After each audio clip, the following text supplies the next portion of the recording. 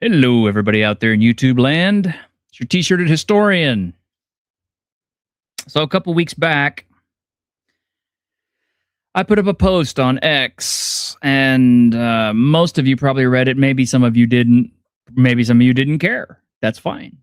But it was in response to D&D putting out their survey. I should say WotC putting out their survey about what they could improve in D&D. And we all know that their current plan is to bring Luke Gygax, Margaret Weiss, and it was Ed Greenwood and a lot of these other old folks. When I say old folks, I don't mean it in the sense that they're elderly, which they are in fact elderly, but I mean as in like old contributors and writers and staff and stuff for Dungeons and Dragons during the TSR days, mostly. Anyway, most of us saw it as a transparent attempt to try to lure back the grognards and all of the folks who basically jumped ship during the 5e debacle. And in fact, I've seen people who are fans of 5e who jumped off during the 5.5e upgrade or downgrade, as it were, in my opinion. I even had a guy come out of the woodwork and tell me I was virtue signaling to my tribe and that I didn't need to be telling people what I liked and what I didn't like about it. Basically, too long did not read. It was shut up t-shirt. Nobody cares. Maybe that's true. But you know what? This is my show. So if you don't care, this is your time to jump off. But if you care and you want to hear what I have to say about it, please listen, because I've got a little bit of a rant. And I'm sure my panel will have plenty to say about it after I'm done. And I'm sure they'll offer their own opinions. But here goes. So people keep asking me what wizards would have to do to bring me back. And I'm going to be real with you because I don't think they can. It's not because I'm bitter. It's not because I'm trying to be dramatic. And it's, not just because I'm old and set in my ways and reclusive. It's because I've seen what this game used to be, and I've seen what it's turned into. Now, I've been playing since BX, Moldvay BX. I came up in this hobby when the game didn't give a damn about you. You walked into a dungeon, and it was trying to kill you. The world existed whether you were there or not. You were not the main character. You were just some idiot with a torch and a bad idea trying to survive long enough to matter. And the best D&D I ever played wasn't even an official D&D. It was a homebrew world with some homebrew rules based on D&D that was built by one GM who actually gave a shit about consistency. Factions meant something. Kingdoms meant something. Geography mattered. History mattered. And we had multiple campaigns running in that same world. Different days, different groups. And what one group did would ripple into the others. You'd hear about something happening across the map and you'd realize, oh, that was our other group, or that was this other group. And that's magic, man. I mean, that's what this hobby is supposed to feel like. And it wasn't safe. BX is pretty well known as being, the D&D with the highest body count, the deadliest. We were playing basically a form of modified AD&D, which was maybe a little bit safer, but it wasn't safe. People died during the campaign. Well, I should say characters died during the... People didn't die during the campaigns. Actually, yes, they did die during the campaigns. We lost some friends during those campaigns who passed away from other causes, but not from... They didn't die from D&D. But characters died. Bad calls got you maimed, killed, or ruined. You didn't get a safety net because you had a backstory. The world didn't care about your feelings. And because of that, every win felt like it was real. The magic was rare and powerful because the GM didn't hand out a lot of magic items. So when you got something that was magic, it really felt cool. And people who did have magic items, they held on to them and they treasured them and they found really useful ways to use them because they weren't common at all, not nearly as common as what you find now.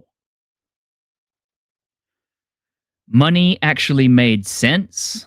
We were using a silver-based economy, not a gold one.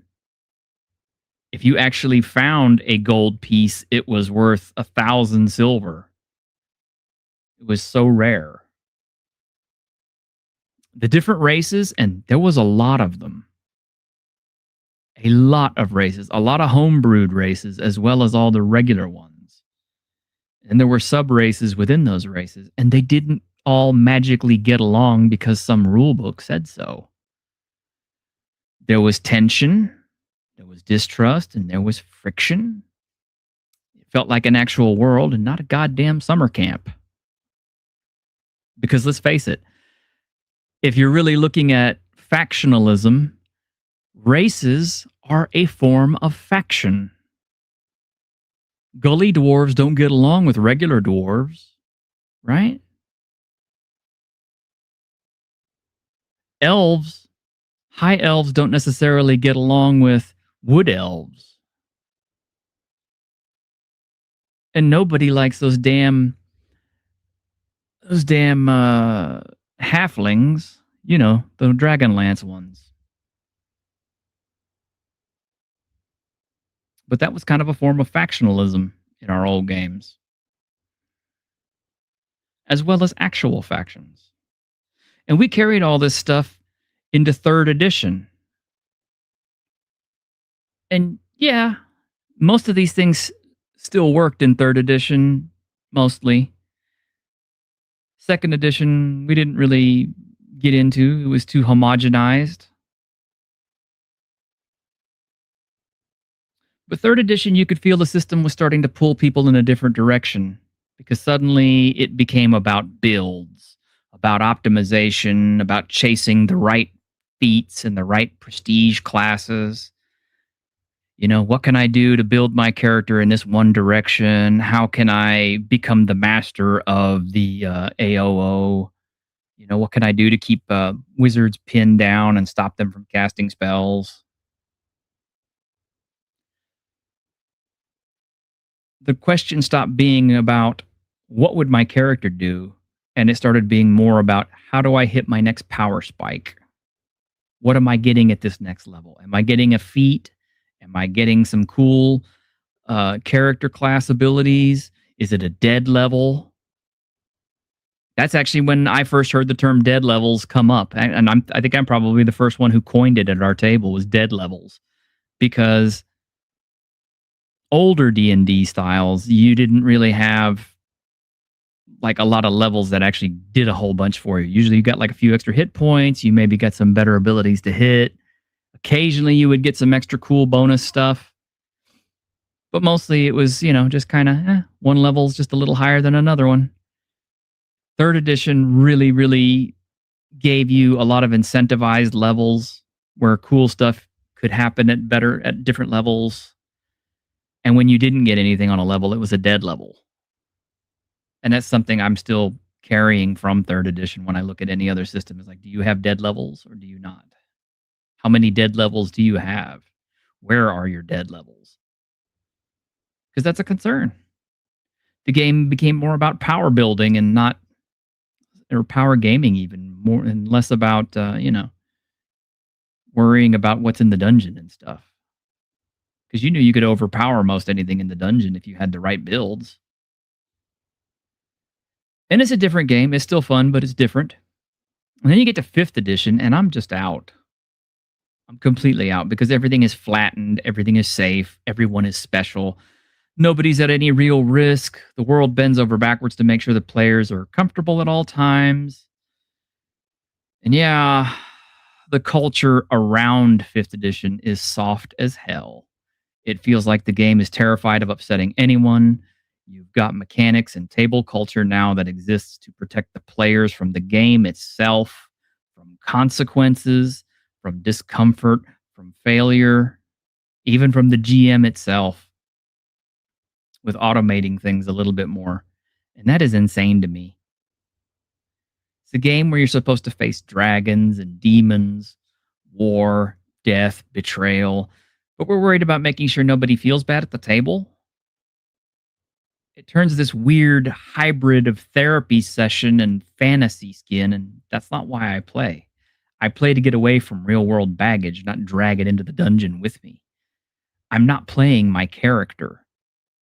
Or I should say, I am playing a character. I'm not playing myself as that character.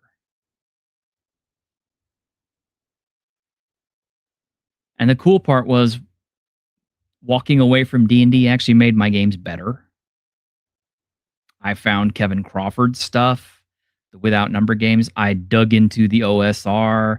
I met lots of other people who were also disenfranchised with Dungeons and Dragons, and suddenly it was all clicking again.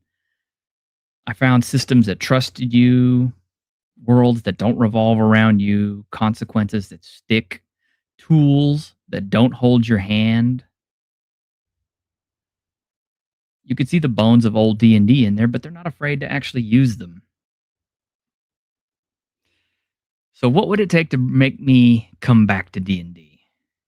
It's not a rules patch. It's not a new edition.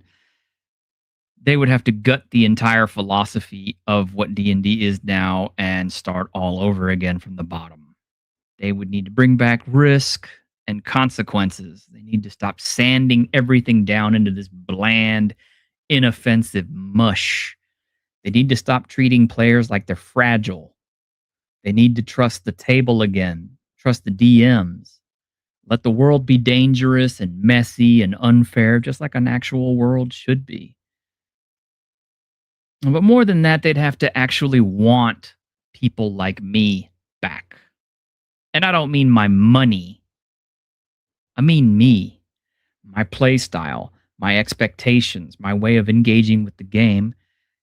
And I don't think they do. I think they're perfectly happy with the audience they've built. So I'm not waiting on them anymore. Because at this point, it doesn't feel like I left Dungeons and Dragons. It feels like Dungeons and Dragons left me. Anyway, let's bring on our other people here. See what they have to say. Mr. Grimm. Hello. Mr. Ironcaster and Mr. Daniel. Mr. Daniel, I bet you've just been burning through that cigar waiting on something to say. Oh, a couple of things, and not to mention I don't have a choice about burning through this cigar because unfortunately this Monte Cristo, the wrapper is quite dried out, so it's kind of falling apart. Now we're never.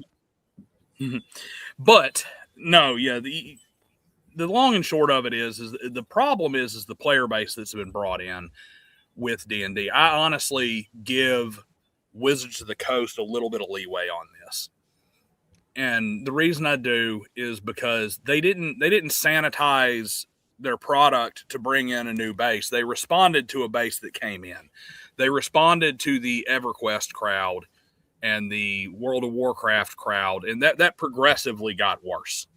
Just like those MMOs progressively got worse. They got less challenging.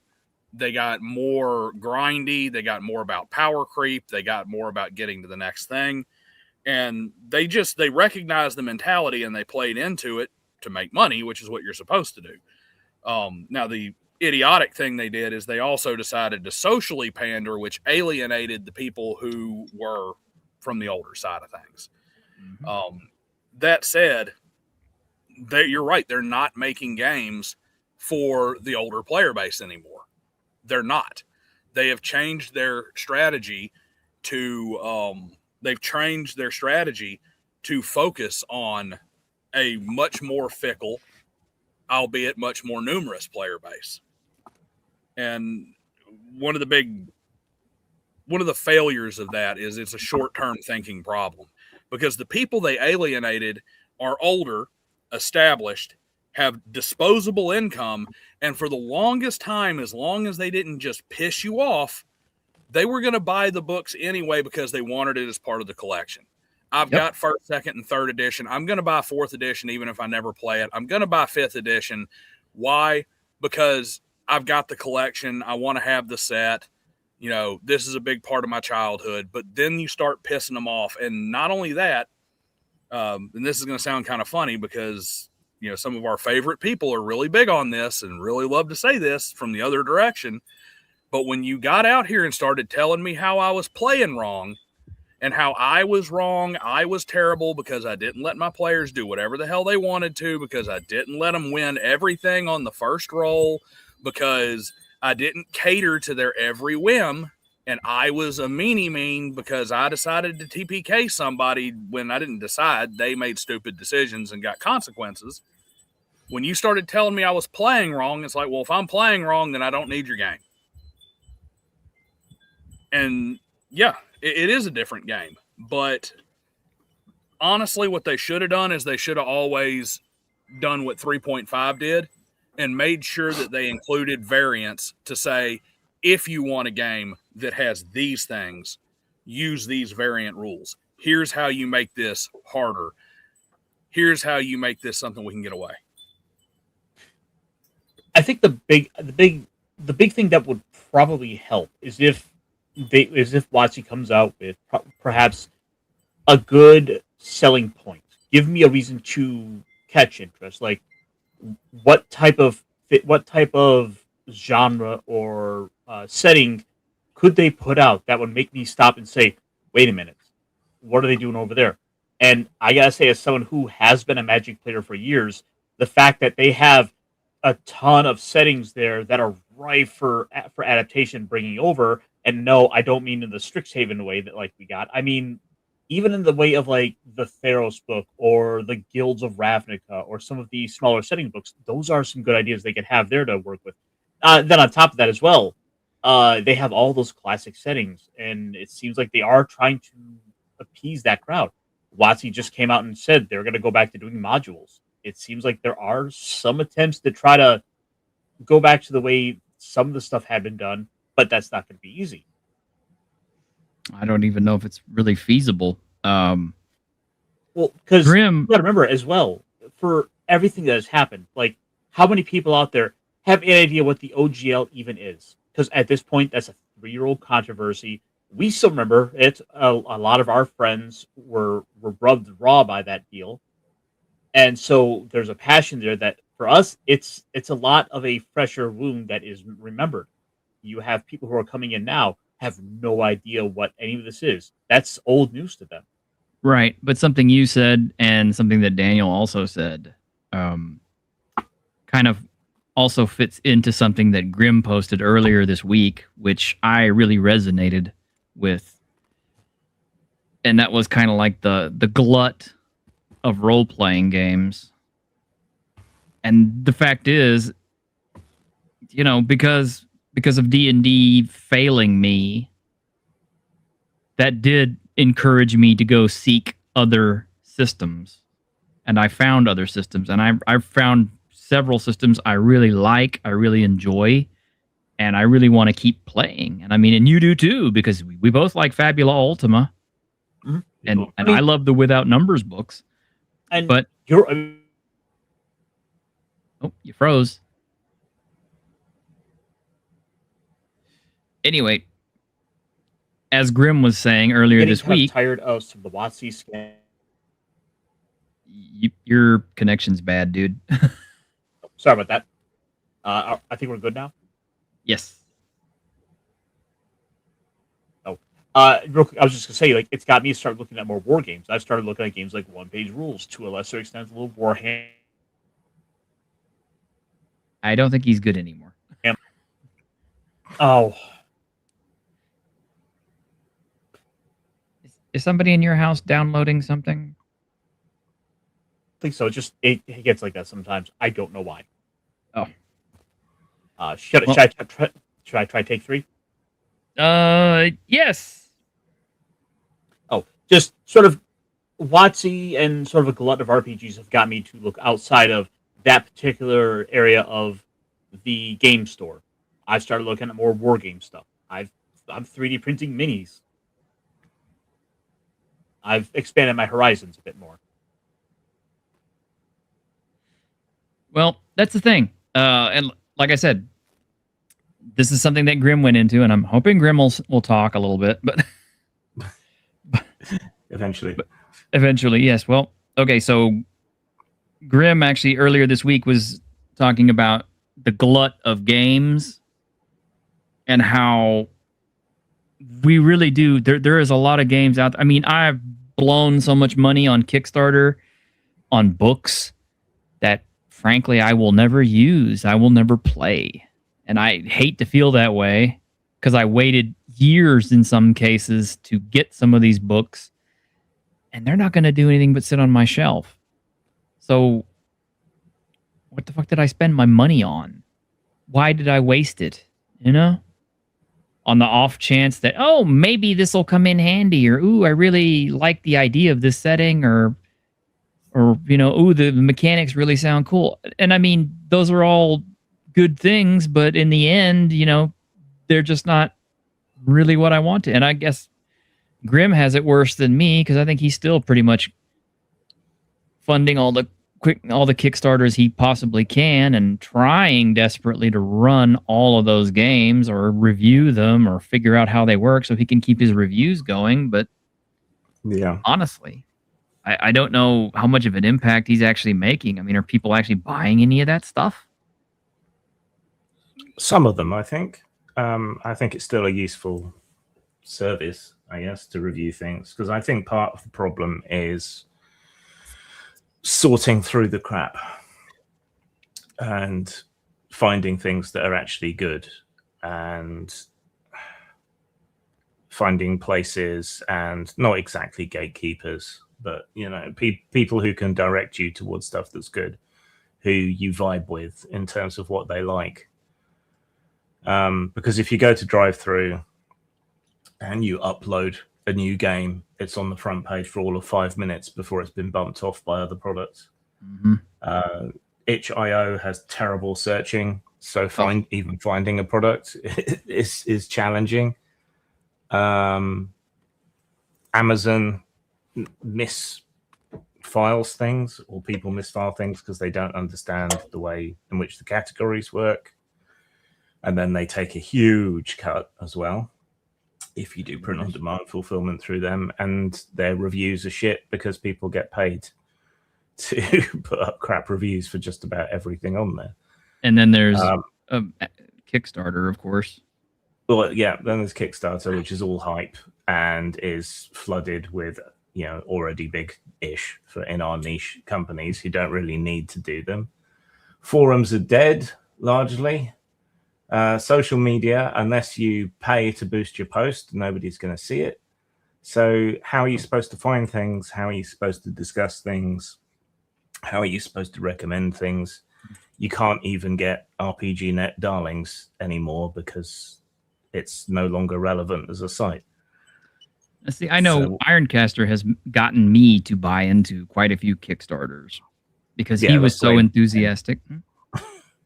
Well, I'm not being mean. I'm just saying he you know, like Silver's Monster Girls. I finally got that book after, what, 3 years almost? Close to? That's a problem there as well. Just how long it's taken much of this stuff. And yeah, we're still waiting on the waifu stuff. And we had that guy on the show twice. And a lot of it's really down to just the last couple of years of insanity with distribution. You know, all the COOF lockdowns, and then we have everything going on with tariffs. There's just so many hurdles that have been making it just really unappealing to do some of this, especially after as long as, you know, many of us have been doing it. Yeah. And by the time you finally do get it, it's kind of like you've lost all your drive to want to use it, or you lost your initial idea for what you had for it. And you know, I on that topic, it's like a lot of these can also be a flavor of the week, where, like you're saying, like some of the stuff is like you bought it because of the hype at the moment, and then by the time you get it 3 years later, it's like, well, this isn't relevant at all. And it gets kind of worse, especially if you want to like try to chalk something full of memes and jokes of the time. Like by the time you get it, it's like you have no idea what the meme even was in the first place anymore. Yeah, Venger Satanas used to run into that problem all the time. That was I didn't want to go saying any names, but that was kind of well, I'm not insulting him. I'm just saying that's a problem he ran into. It's a huge thing in fiction and romance writing as well. It's just hit the tropes. What's hot at the moment? Get a book out there as quickly as possible. Doesn't matter whether it's any good or not. The thing I find most dispiriting as a designer is all the kind of 5e slop that's out there. I don't mean AI slop, which is what confused people about that video. What I mean is just the low effort. Here's a bunch of themed widgets, and look, we dressed it up so it looks kind of 5e-ish. Please back the Kickstarter sort of stuff. It's uninspired. And I see that kind of stuff doing well, or the virtue signaling stuff. Like, if you want to make your game political or whatever, fine, fill your boots. But there's a lot of people just trading on identity to sell their product. That's what I call papal indulgences. You're buying the product to signal I'm part of whatever tribe. And I would really be curious to see who buys and who plays Coyote and Crow. I really would be curious. It's like Ironcaster's the only one who's legally allowed to play it. A lot of us, what we're doing is we're trying to replace market signals, is what we're doing. We have and flip side, we have an opposite problem that we used to have. The problem was that you had very few, you would have a lot of really good games that never got anything because the sheer money and the sheer amount of resources it took to push something to get the word out to make it successful was it was high. There's a very high barrier to entry. Say if you were going to try and put out a game and be successful in the 80s, and of course, as soon as I start talking, the wind's going to pick up, hit the chimes. That is like a freaking gale coming through. 1 second. Sorry about that. I was actually going to ask you, Daniel, what is the last game you've actually bought? I mean, the last new one. Yeah. Because I know Grim and I and Ironcaster, we kickstarted a lot of stuff. We backed a lot of friends' stuff and everything. And I'm not casting any shine on anyone. I have bought.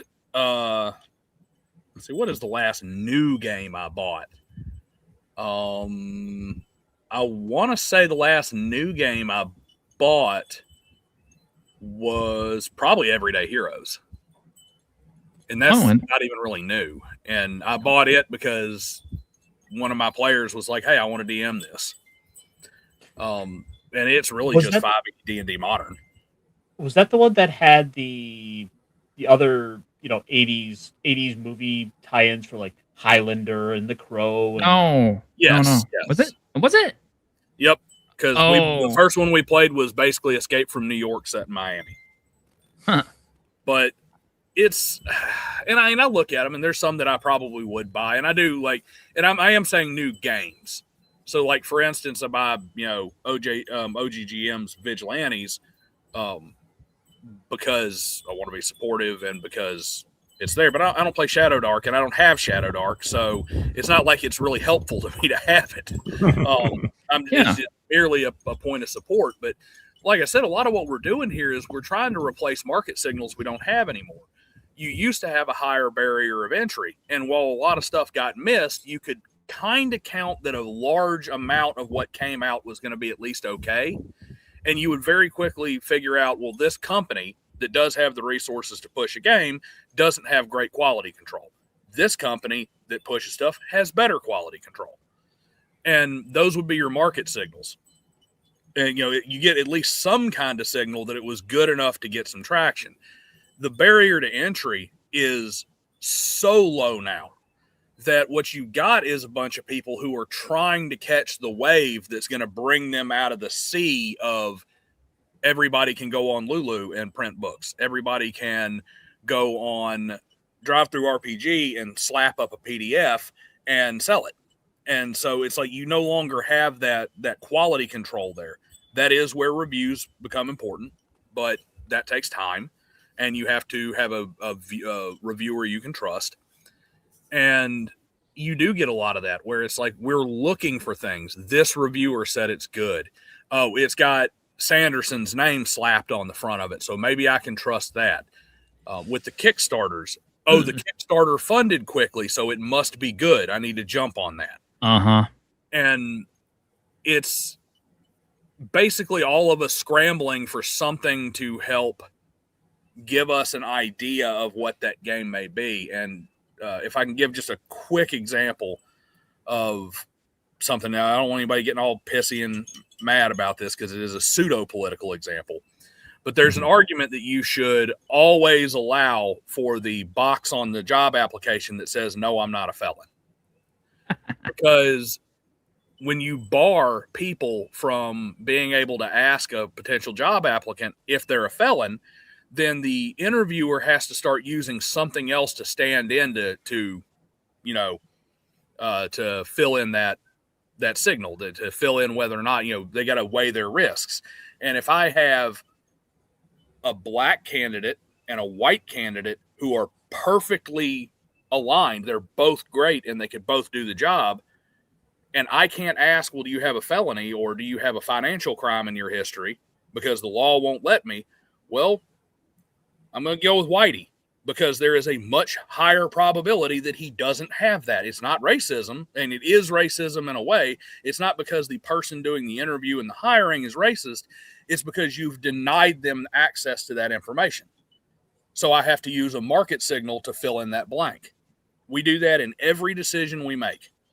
And because there's such a low barrier to entry, this made it to the shelf is no longer something that we can use as a barometer for a certain level of quality. I suppose that you're kind of right in a way that not having to some extent, not having some level of a corporate kind of filter to these things to help weed out the chaff. It's allowed for just all sorts of quality to make it to market that normally wouldn't be able to make it there. And, to both the positive and negative of that, because there's so many places where we could look back and say, it's a shame that, this good idea just got overlooked and nobody gave the time and effort. And thankfully we have the ability to go out there and self-publish. But at the same time, though, now it's like, well, if you can get anything out there, then there might just be a bit of good marketing on someone's effort, someone who can do marketing really well, but doesn't have the good, sense of game design to put that out there. It's good and bad. It's great that people can put out stuff, make a little bit of money from their hobby, learn these skills, and so on, potentially to do better with them in the future. But as a consumer, it's really hard to find anything. And as a creator, it's really hard to get your stuff in front of people. So you were saying earlier, Daniel, about how the barrier to entry used to be higher. Now it's the barrier for attention. Yes. Because all of this slop that I see are put in front of me on Facebook ads. Back this Kickstarter for this 5e thing that's ideas that have been done to death, but we're going to pretend it's all new. What they're doing is they're spending a huge amount of money on Facebook advertising, and that's where they're getting their clicks from. But that is expensive and a relatively high barrier to entry. So you've got a lot of entryists who think they can make a quick buck off Critical Role and 5th edition's popularity. And they've got the money to dump into the adverts, which squeezes everyone else out. The same way that the indie people that crowdfunding was originally designed for are, to an extent, squeezed out by the big guys using the crowdfunding sites. Well, I'm actually glad you mentioned Critical Role, just because we had 2 products pop out directly because of that everybody bought into. Whether or not they're any good is a whole different question. But I mean, we had Candela Obscura, which from everything I've heard wasn't that good. and then we've had Daggerheart, and those were pretty much guaranteed sales because of Matt Mercer and all the other people that was associated with him, not because they were quality games. Then they abandoned Daggerheart pretty much straight away. Mhm. So exactly. Yeah, I don't know how much Watsy paid them, but yeah. Well, and to piggyback off Grim, there is a positive on the consumer side here. One thing you are starting to see is, and I think this is something that is probably going to have to be adapted on the indie side for sure, and it's really hard because you kind of you almost get a rock in a hard place. You don't want to put out something that doesn't look like it has polish and everything because you don't want to get a label of being like, oh, well, no quality, or they don't have any, they didn't put any effort into this because it's just a text document or whatever. That's the rock in the hard place situation, because the one good thing that has come from this is a market signal for a new game. Is you're seeing a lot of people who are like, I will give you, yes, I need money to put out my good version with my art and with my, great formatting and with my fit and polish. But I will put what is essentially the SRD of my game as a PDF for free on DriveThruRPG or for pay what you want. So you are getting a lot more where people are saying, hey, if I can't buy my way into this, I can give away my rules for free in the hopes that you'll like it enough to pick up the version that costs money so I can make some money off of it. So we do get to have a higher glut of, for lack of a better term, shareware versions of TTRPGs.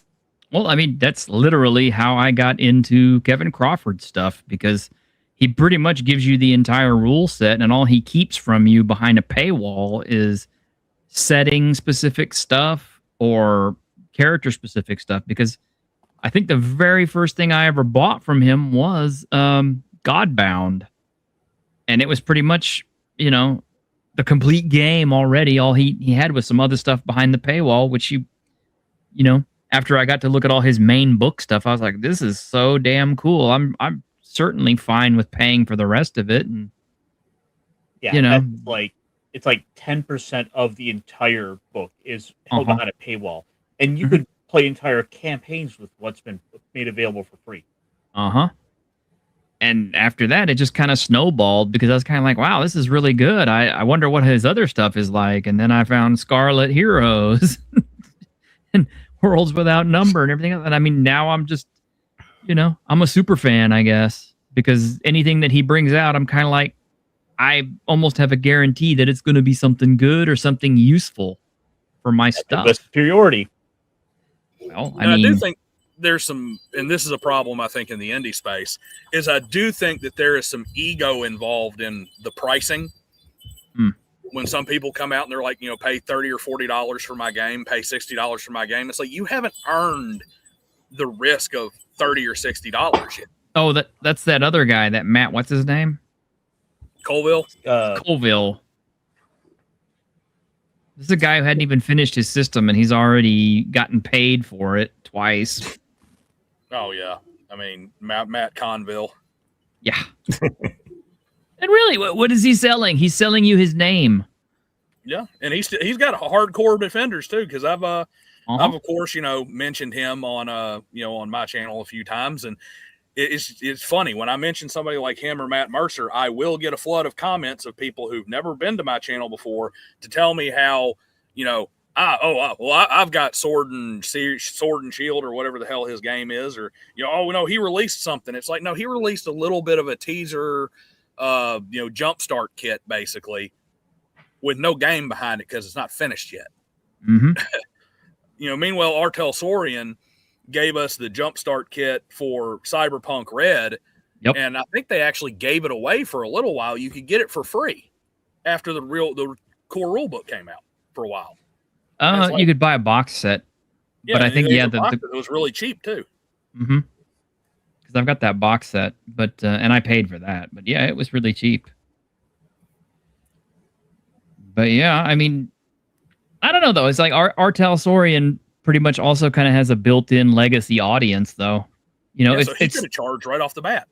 Yeah, it's like if well, maybe this is not a good example, but like if they decided they were going to come out with a new set of BattleTech rules or something and dropped it for free for people to read, I bet they'd buy into it. Although, We I actually don't know do have a about new these days. BattleTech. We actually Huh? do have a brand new BattleTech rule set coming out. Isn't that the Necro super, mutant zombie demon shit? Mech Warrior? Well, there was that, but it looks like we have the brand new core, like a new core box set, which is Mhm. not even that the sci-fi gothic, like let's chase Warhammer 40K. Yeah. Speaking of Warhammer 40K, yeah, try getting anything free from them. Well, they've Although, got Well, a very you loyal say that, fan base. Mhm. you say that, but the funny thing is now we're at a point where Games Workshop will show off these high quality pictures of these new models, and before the day's over, someone's already used AI to go ahead and make an STL of the model, and you can go ahead and print it up that night.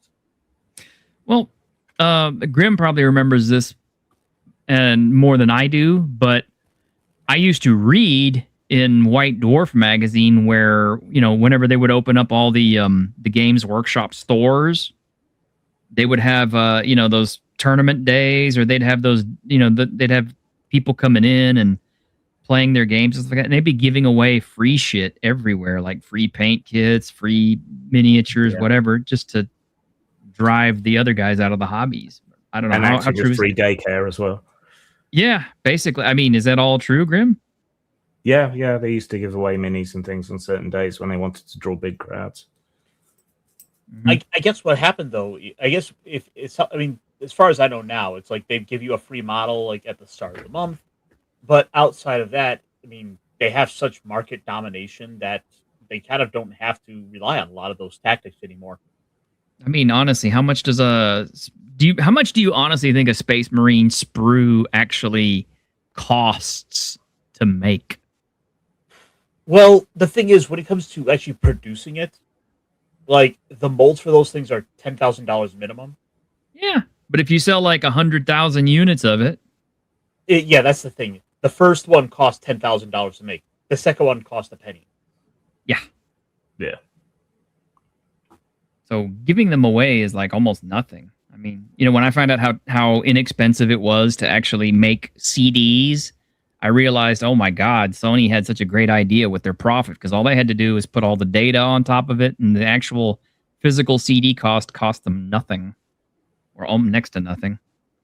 Whereas Nintendo was so scared of losing all their proprietary technology and sharing any of their data with anything else, they basically backed out of a deal where we could have had Nintendo Sony systems, or Nintendo Philips disk systems.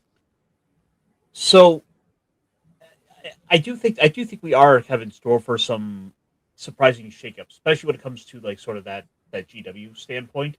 Because I mean, you have the big sort of in vein with a lot of the stuff we've been talking about. One of the big tabletop games that's getting a lot of hype is StarCraft. Mm-hmm. That's been getting all kinds of buzz, pre-order it now, etc. And at the same time as well, Gundam just announced theirs. That's coming out this October. It's gonna be there's gonna be a couple of shakeups that I think might do good to help stifle more competition. I just kind of wonder if StarCraft will be as successful, considering it's essentially been a dormant IP for the better part of a decade now. I don't know. I mean, aren't there enough StarCraft nerds out there, especially in South Korea, that will I was buy about into to say, it? I'm pretty sure StarCraft is still one of like the most heavily played like esports games out there. Like it's there's just a hardcore competitive StarCraft fan base.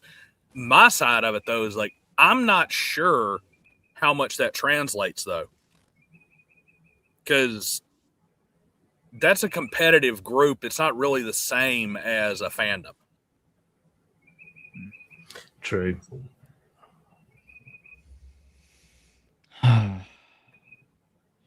Well, let's see. We're down to our last 14 minutes before we lose all of our time. Gotta shift gears just a little bit, just a tiny little bit. Obviously, you know, with Chuck Norris dying, I went ahead and bought a few Blu-rays just to watch old Chuck go back at it. And by the way, finding some of those Blu-rays now, of course, the scalpers bought all of them, and they're now charging ridiculous prices because most of those were kind of long out of print. Fortunately, many of them are still watchable on YouTube. So if you really have a hankering to watch a Chuck Norris movie, check YouTube first before you find a pay service, unless you just absolutely want a piece of physical media, in which case I encourage you to find one, but don't pay the scalper prices because I'm sorry. I mean, even Chuck would tell you, don't buy $169 for Eye for an Eye. It's just not worth it. But while I was doing that, I also found some old sword and sorcery films that we kind of forgot about. We don't talk about them very much because they're Italian. I could not find. According to chat, you can see Chuck Norris just by watching this stream every week. There you go. There you go. Well, you're about the closest that we get to him right now. Wow, that's sad. Yeah. Well, I mean, not dead Chuck Norris, obviously. But I could not find Ator the Fighting Eagle at a good price. So I ended up going with some other ones. Like I found a copy of Conquest by Lucio Fulci, who is better known for the zombie films. And this one has zombies in it, of course, also. But this one is good. Well, I mean, let me qualify that. It's fun to watch, mostly. There's titties. So, that's always a plus. There's zombies. There's a guy with a pair of bone nunchucks that hits people. That's kind of cool. I mean, yeah. Hey, I know a way that you can make it even better for yourself. What's that? There's a movie called Axum. You can get it pretty cheap. You can even get it on DVD. If you watch Axum, you will never have a complaint about the quality of these movies ever again. Oh, wow. It's that bad, huh? It is like beyond Star Wars holiday special bad. I mean, after all, there is still all of those Neil Breen movies, which are, I have to admit, those are actually kind of fun to watch just because they're so bad. You just turn your brain off automatically. I guess you should do the same thing with this. But yeah, it's an oldie. It's a fun. I saw this one in the theater as a kid and remember not enjoying it all that much, but because I didn't really understand it. But now I'm older and I know it's a bad film and it's still fun to watch. And I also found this one. Some of you guys are going to remember this one because I know they showed the hell out of this one back when I was a kid. And I saw this one when I was a kid in the theater too. Yes, Red Brown. MST3K, that one. I was unaware that ever made it to the theater. It did. This one made it to the theater. They made it to my local theater. That one in Conquest, because with our local theaters used to show everything. But this is an oldie with Reb Brown, who played TV's Captain America and a few other things. But yeah, it's something. It's definitely like, it just screams, "Hello, I am Italian." You gotta love old Italian movies because I mean it's like they did great post-apocalypse films and sword and sandal films and sword and sorcery films and caveman films and just anything they could shove out the door and onto an American theater screen. It's like they made it and they made it cheaply and fun. But real geniuses. Yeah, I cut Italy the biggest slack because of Lucio Fulci, because I have a pretty good sized chunk of his films, because I truly love that guy's art, at least when he was alive. Who doesn't love spaghetti westerns? But Sergio Leone, yeah, everybody loves those, and those are like on a level all their own, you know? They are, which I just look at Italy like this. Italy gives us these kind of like, jump on the trend, copycat, cheap movies and stuff because Mhm. they used up all their cultural capital making wine, food, and cars. I kind of wonder if that's not what we need for modern American Hollywood audiences, because I'm really tired of the crap that they're pushing out now. Oh no, Grim, what about you? It's been interesting seeing Indian films get some purchase on the public imagination because they're so over the top and fun. I think they had maybe the inheritors of the old Philippines movie industry and the Italian movie industry. The Philippines movie industry. God, I remember that. I mean, Canon Films shot Enter the Ninja there in the Philippines, and that was just great. And Ironcaster's probably like, I have never seen or heard of any of these fucking films. I mean, there's some of them I've seen. Like it's kind of impossible to not seeing clips of some of the terrible Bollywood movies or probably Tollywood. But it's one of those things where they're just, because we don't have any one simple thing bringing everyone together. Like Hollywood doesn't have the same sort of leverage and strength that it once did. That you're starting to see more and more of these little pockets all over the world starting to pop up and get a bit more recognition. I think in the long term there is some benefit there, because the problems that we've seen by and large with role-playing games, like we were talking about earlier, we've seen all across entertainment. I mean, true. Korean dramas are big. Yeah.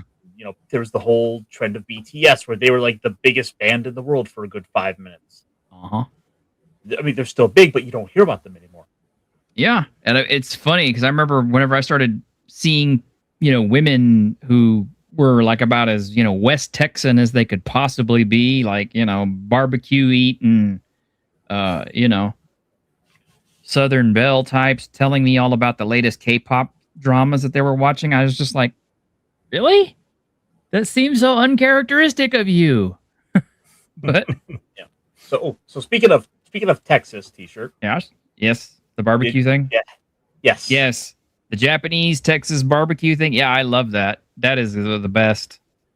So, yeah, apparently Japan has discovered that we have a really deep barbecue culture here in the United States. And we have rivalries across states. I mean, like Memphis barbecue versus, like Kentucky barbecue versus Texas barbecue versus, And that's all just grilling. Barbecue only comes out of the Carolinas. See? But I love it. I mean, it's like, if I would invite all the Japanese to come over here and eat all of our barbecue and sample all of it. Just so long as they share it with us, because yakiniku is good.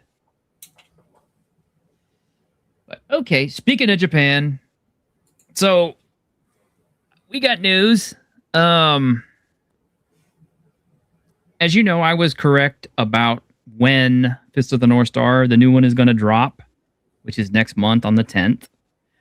However, I was incorrect about when Kenshido is going to appear in City of the Wolves.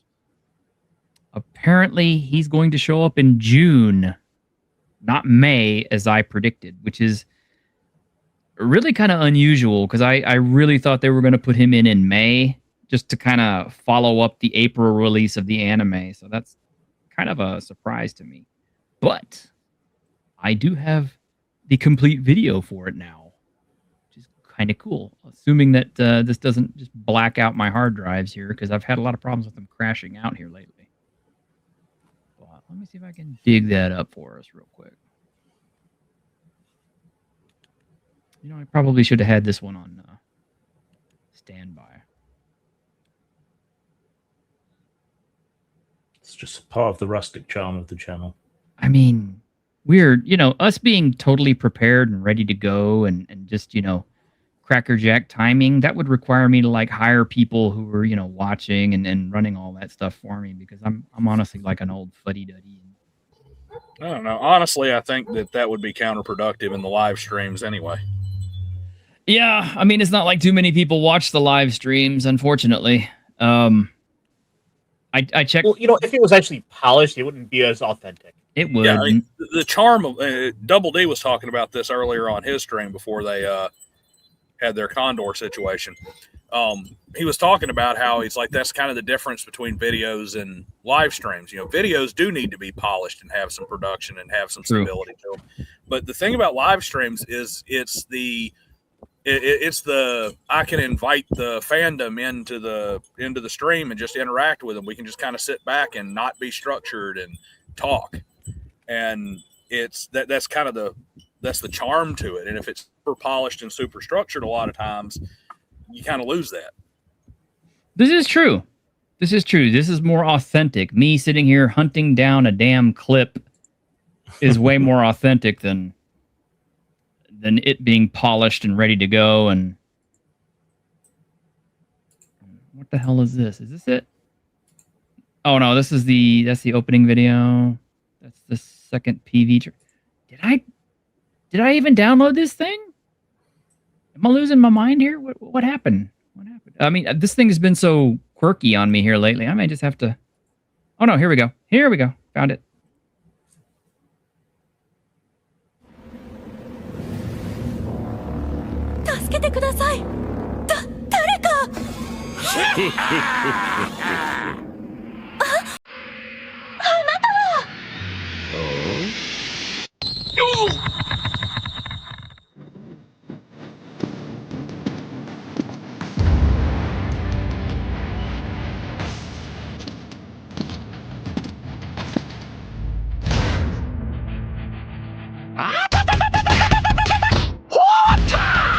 北斗神拳の前に貴様など敵ではない。さっさとかかってこい。お前はもう死んでいる。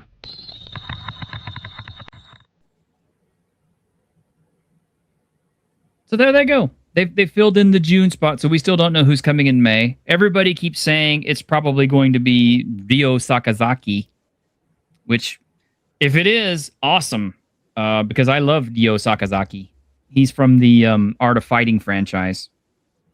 But yeah, the second season pass has been totally worth it so far. Kim Jae-hoon was fun to play. Nightmare Geese is lots of fun. I'm going to love Wolfgang Krauser next month. And of course, I'm going to love Kenshiro in June. And I'm looking forward to see who comes in May. I was never a really big Blue Mary fan. So, you Chuck like Blue Norris. Mary? That would be kind of cool. I wonder what kind of licensing fee they'd have to pay for that. It'd be worth every damn penny because you'd have a flood of people buying their game. You would. And SNK is like owned by like the Saudi royal family or something now.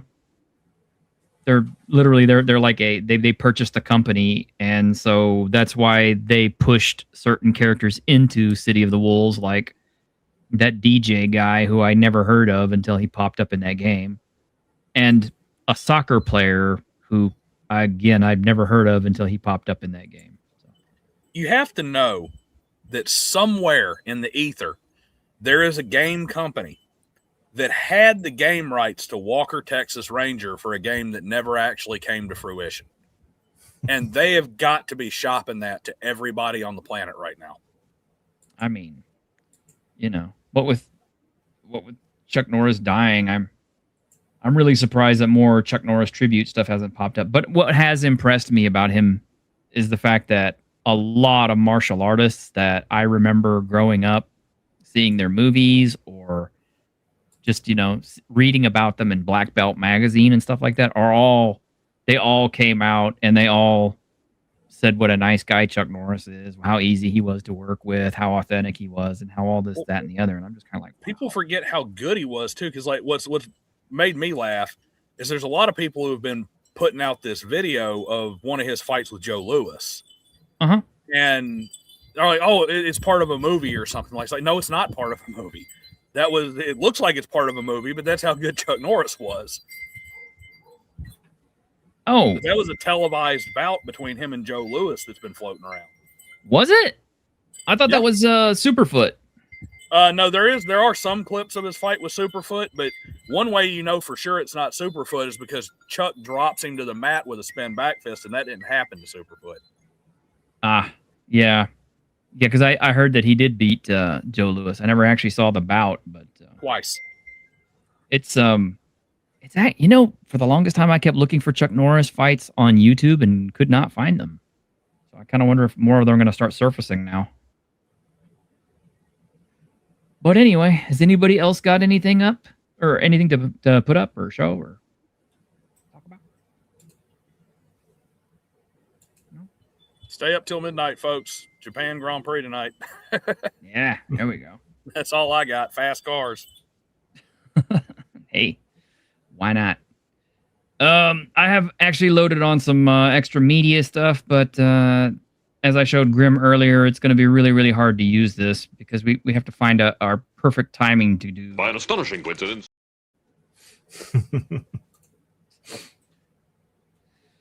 Anyway, I guess we're done then, guys. I'm sure we'll have plenty of stuff for next week because a lot of stuff is in the works. People are talking about. Well, we haven't discussed the whole Green Lantern situation. And of course, PlayStation prices are through the roof. And then, of course, there's the whole Crunchyroll got infiltrated. Ironcaster, you're muted. Yeah. How does that make you feel? Well, I had to go and replace or changing my password. Hopefully, I didn't get my credit card taken. I am very glad I did not use my credit card to go into Crunchyroll. I used PayPal instead, so should be a little safer. But yeah, good job on your security, guys. I keep thinking about making that move to High Dive more and more all the time now. And well, I'm just saying, like, we've got some quality anime over there. Like, if you haven't watched it yet, you should really need to watch Chain Soldier. Oh, I will send you Clips T-shirt. Oh, yeah, you're gonna try to get me to watch something. I'm gonna try to get you to watch something too. I'm gonna try to get you to watch North something. Star? It is absolutely Fist of the North Star, but I got this particular piece of news, and I guess I'll have to put it in our other screen here because we're so prepared. We're gonna have to share screen a little bit. Well, actually, you know what? I won't get sound. You will. So I'm gonna pop this over to you, Ironcaster, so we can watch it. But this is with the caveat that we must watch the English version. There you go, bud. It's in the private chat. Yep. Can we pull this up? Yep. Let's pull it up and watch it. Because, I mean, this is like Resident Evil levels of bad voice acting.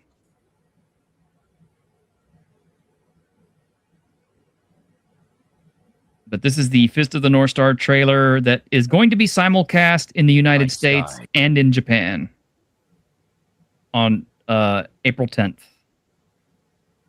My suggestion is watch the subs. A dreadful assassination art has remained hidden in the darkness of history for over 1,800 years. This art remains known to only a select few. In the sky above, there exists two supreme stars, Hakuto Shinken and Nanto Seiken. Hakuto If you're Shinken? Hakuto Shinken, whose essence lies in striking the hidden channeling Hakuto? points and destroying from within his yin. Then Nanto Seiken, which pierces the body from the outside and destroys everything, is yang. That fighting style, it's Nanto Sweet Choken. Yeah, I know. I know. It sounds so much better in Japanese, and we can show the Japanese version too. But my God, that dubbing is bad. I don't think we need to show that because anything is going to be better than this dub. Like, let's keep going. I want to hear Grim My laugh name at is least once. Ray. Don't forget it. Don't be fooled. The person before you is more than just a woman. I am the warrior named Mamiya. Ami. Father, Mother, how much longer can this bloodshed continue?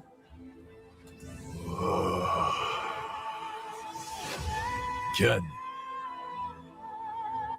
this is your time to die. I hate this opening theme.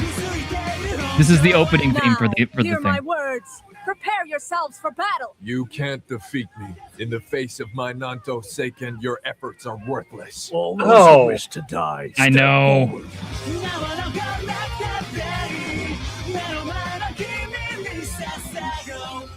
I don't know why they do that. Why not I don't. just Anglicanize the name of the style at the same time? I'm fine with the Japanese style being called this Japanese style, but it's just Okay, God. So question. Yes. Would you rather them bad? Would you rather this where they're saying things wrong, or if they replace the names with original ones that they can at least pronounce? Of the No. two, which would you rather have? I would rather them stick with the original names because Nakuto Sen. yeah, I know. Nanto Seiken. I mean, it's like Jesus Christ. Why didn't they give these guys a primer on how to say everything? Hakuto Shinken. Seriously. If this isn't AI dubbing, then it should be, because that would be better. It might be. I mean, the voices sounded pretty bad and pretty flat. Now, okay, reel it back just a little bit and put it on the Japanese track instead, because my God.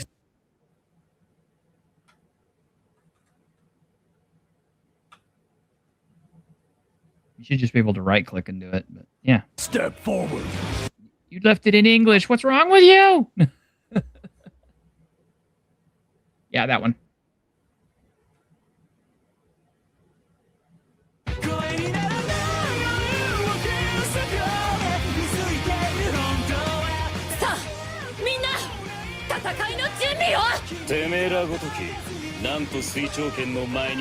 Listen to how beautiful that sounds.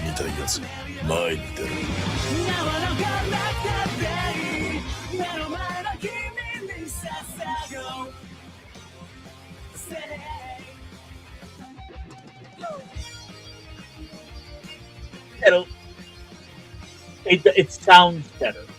It does.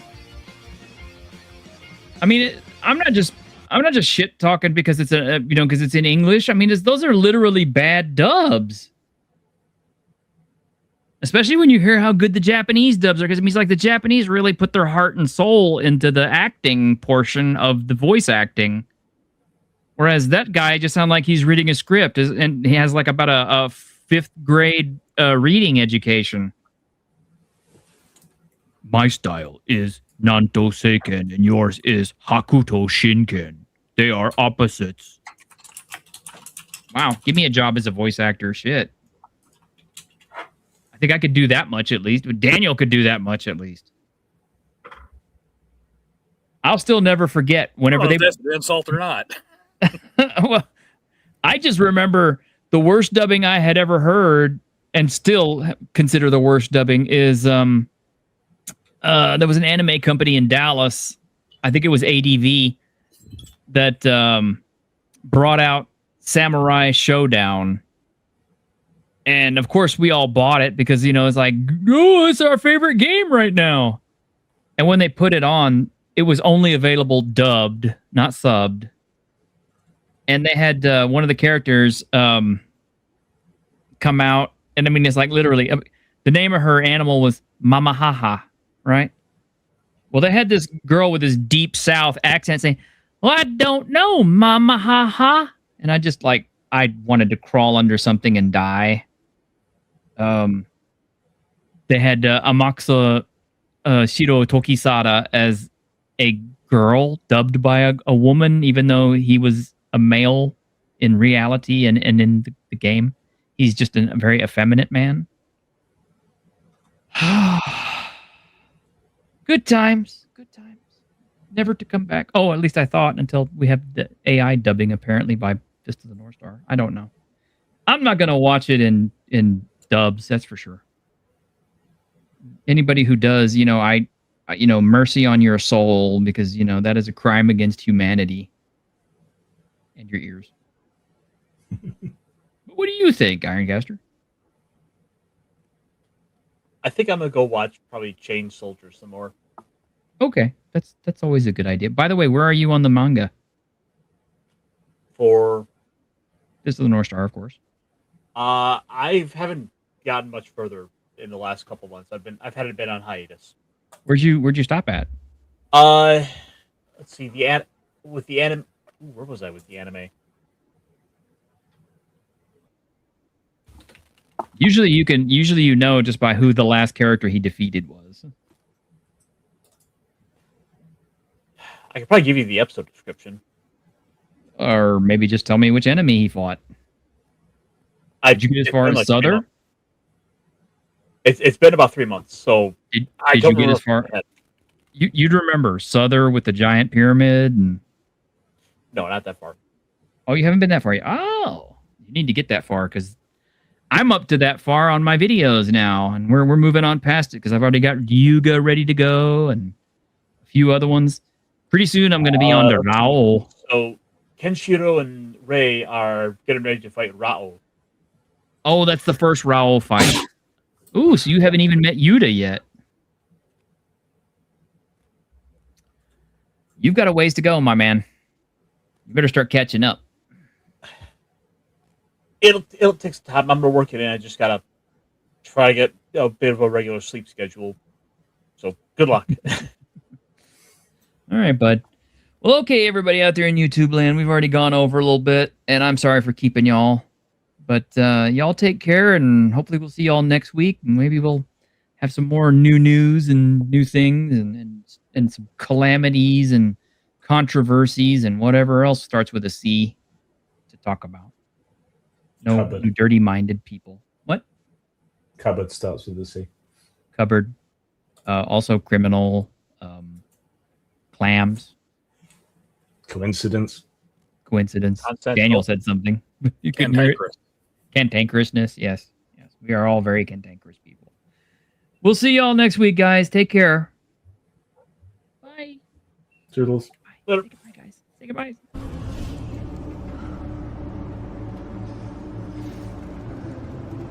On behalf of the staff of the Independent California Motel, I wish you all sweet dreams.